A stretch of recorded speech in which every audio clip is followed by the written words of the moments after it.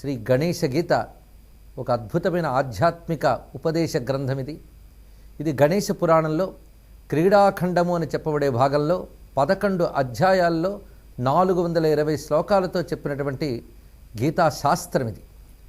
గణేశ గీత అనగానే ఇది భగవద్గీతతో ఎంత మేరకు పోలి ఉంటుందనే ప్రశ్న సామాన్యులకు కలగవచ్చు. గీతలు చాలా పురాణాల్లో చెప్పబడుతున్నాయి. ఆ మాటకొస్తే మహాభారతంలోనే భగవద్గీతతో పాటు అనేక గీతలు ఉన్నాయి. హంసగీత, బ్రహ్మగీత ఇలా చెప్పబడుతున్నవి. ఇక భాగవతంలో కృష్ణుడు స్వయంగా చెప్పిన ఉద్ధవ గీత ఉండనే ఉన్నది. ఇంకా పురాణాల్లోకి వెళితే శివగీత, ఈశ్వర గీత, జగదంబా గీత ఇలా అనేక గీతలు చెప్పబడుతున్నాయి. దీన్ని బట్టి గీతలు అనే మాటకి అర్థము, ఆ శాస్త్రానికి ప్రత్యేకత ఉంది అని తెలుస్తున్నది. అలాగే గురుగీత, అష్టావక్ర గీత, అవధూత గీత మొదలైన గీతల గురించి కూడా వింటూ ఉంటాం. గీత అనేది ఒక శాస్త్రీయమైన శబ్దం. ఎక్కడ బ్రహ్మ విద్య చెప్పబడుతుందో దానికి గీత అని పేరు. బ్రహ్మ అనుభవం ఎక్కడ చెప్పబడుతుందో దానికి కూడా గీత అని చెప్పవచ్చు.